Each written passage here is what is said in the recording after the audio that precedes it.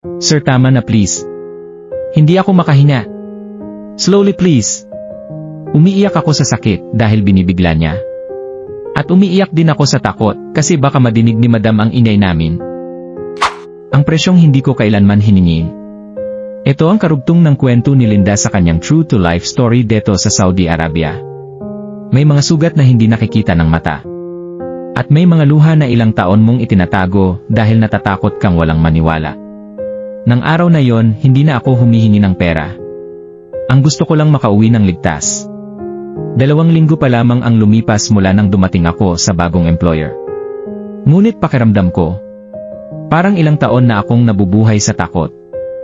Hindi na ako makatulog ng maayos. Kapag may naririnig akong yabag sa gabi, napapabangon ako. Kapag tinatawag ang pangalan ko, kinakabahan agad ako. Hindi na ako makapagtrabaho ng maayos. Hindi dahil tamad ako, kundi dahil unti-unti nang nauubos ang lakas ng loob ko tuwing gigising ako sa umaga. Ang una kong iniisip ay hindi ang trabaho, kundi kung paano ko matatapos ang araw nang walang mangyayaring masama. Minsan, habang naghuhugas ako ng pinggan, napapatigil ako, tinitignan ko ang bintana, at naiisip ko, paano kaya kung tumakas na lang ako? Pero saan ako pupunta? Kasagsagan noon ng COVID-19. May lockdown. Hindi basta-basta makakalabas. Wala rin akong kakilala. Malayo ang agency. At natatakot akong baka lalo lang akong mapahamak. Kaya pinili kong manatili. Umaasang baka isang araw matapos din ang lahat. Pero hindi nangyari iyon. Habang lumilipas ang mga araw, lalo akong natatakot. Lagi kong hinihiling sa kapwa kong Pilipinang kasambahay, "Ate, samahan mo naman ako. Kapag kailangan kong maglinis sa itaas." Hinihiling kong may kasama ako. Kapag wala siya, lalo akong kinakabahan. Hindi ko na alam kung normal pa ba ang nararamdaman ko. Pakiramdam ko, hindi na ako ang dating Linda. Hindi na ako iyong babaeng umalis ng Pilipinas na puno ng pag-asa. Isa na akong taong takot na takot. Isang umaga, habang nanginginig ang kamay ko, nagpasya akong tawagan ng agency. Sa pagkakataong iyon, hindi ko na itinago ang lahat. Mahina akong nagsalita. Halos umiiyak. Sinabi ko ang mga nangyayari. Ginamit ako ni boss. At 2 beses na yung 700 riyal pala na binigay niya ay kabayaran na yon. Pinilit niya ko at sabi niya, siya ang bahala, sagot niya ko kay madam kung pagagalitan ako. Siya ang bahala para hindi ako mahirapan sa trabaho ko. Sa pangalawang beses naglinis ako sa room niya, bigla na lang sinara ang pinto at pinatalikod niya lang ako. Sabi ko wag kasi baka madinig kami ni madam. Tinakpan niya lang ng kamay niya ang bibig ko. Umiiyak ako sa takot dahil sa sakit kasi pinilit niya pinapasok ng biglaan at medyo malaki kasi. Umiiyak din ako sa takot na baka mahuli kami. Ayaw ko makulong dito at alam ko bawal yan. Tahimik silang nakinig. Pagkatapos ay sinabi nila, pupuntahan ka namin bukas. Nang marinig ko ang mga salitang iyon, napaiyak ako. Sa wakas, may nakinig din. Kinabukasan, normal lang ang kilos ko. Nagluto ako. Naglinis. Naglaba. Ayokong mahalata ng employer na may darating na agency. Habang nagtatrabaho ako, paulit-ulit akong tumitingin sa gate.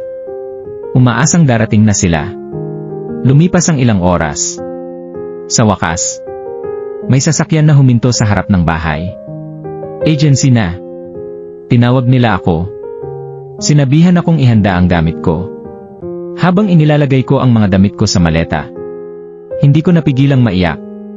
Hindi dahil nalulungkot akong umalis, kundi dahil, sa wakas, makakaalis na rin ako.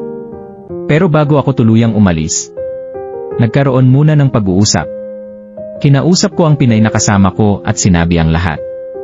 Nagalit siya bakit nagsinungaling ako at nagsabi agad, sana naiwasan mangyari yon. Siya kasi nakakaiwas naman.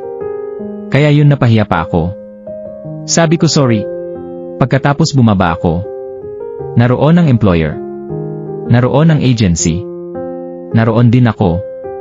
Ipinaliwanag ko ang lahat. Tahimik akong nagsasalita. Pero ang employer, mariin niyang itinanggi ang lahat. Sinabi niyang, wala akong ginawang masama. At mas masakit pa roon, sinabi niyang kusang loob daw ang lahat. Parang gumuho ang mundo ko. Ako na ang biktima. Ako pa ang ginawang sinungaling. Hindi ko napigilang umiyak. Pakiramdam ko, walang gustong maniwala sa akin. Pagdating sa agency, sinabi ko, gusto kong magsumbong sa pulis. Gusto kong ipaglaban ang sarili ko. Gusto kong magkaroon ng hustisya. Ngunit sinabi sa akin na magiging mahirap iyon. Kailangan ng ebidensya, mahabang proseso, at habang naroon ako, naisip ko ang anak ko. Naalala ko ang pamilya ko sa Pilipinas. Naalala ko kung bakit ako nagpunta sa Saudi. Hindi para makipaglaban sa korte, kundi para magtrabaho. Habang nag-uusap ang agency at employer, umalis muna ang employer. Makalipas ang ilang sandali, bumalik siya. Nag-withdraw siya ng pera. 7,000 riyal. Ibinigay niya ito bilang bahagi ng naging kasunduan sa agency upang maisara ang usapin at makauwi ako. Tahimik akong nakatingin sa perang nasa harapan ko. Hindi ako natuwa. Hindi iyon ang gusto ko. Ang gusto ko ay marinig ang salitang, naniniwala kami sa'yo. Pero hindi ko yun narinig. Sa halip, ang narinig ko ay, mas mabuti sigurong umuwi ka na. At iyon ang ginawa ko. Makalipas ang ilang araw, inihanda ng agency ang aking tiket. Habang nasa airport ako, napaluha ako. Hindi dahil sa takot, kundi dahil sa pagod. Pagod ang isip ko. Pagod ang puso ko. Pagod na akong lumaban. Habang nasa eroplano, nakatitig lang ako sa bintana. Habang unti-unting lumiliit ang mga ilaw sa ibaba, tahimik akong nagdasal. Sana wala nang ibang ang maranasan ang pinagdaanan ko. Paglapag ko sa Pilipinas, humina ako ng malalim. Parang ngayon lang ako nakahinga ng maayos. Nang makita ko ang aking anak, hindi ko napigilang umiyak. Mahigpit ko siyang niyakap. Hindi na kailangan ng maraming salita. Sapat nang alam naming magkasama na kaming muli. Maraming pangarap ang hindi natupad. Maraming sugat ang iniwan ng karanasang iyon. Ngunit may isang bagay akong ipinagpapasalamat. Nakauwi akong buhay. At ngayon, ibinabahagi ko ang aking kwento. Hindi para kaawaan, kundi upang magsilbing babala at paalala na may mga bali na tahimik na lumalaban sa mga pagsubok na hindi nakikita ng iba. Kung isa ka sa kanila, sana ay huwag kang mawala ng pag-asa. May mga taong handang makinig. At ang iyong boses, mahalaga.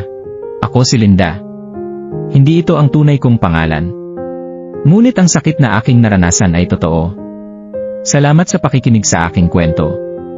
Kung nagustuhan mo ang episode na ito ng Secret Files, huwag kalimutang mag-like, subscribe, at i-share ang video upang mas maraming tao ang magkaroon ng kamalayan sa mga pagsubok na maaaring maranasan ng ilang nehi. Mag-email din ang inyong true-to-life story para mabigyan natin ng buhay at makapagbigay kalakasan at inspiration sa ating mga kabayan.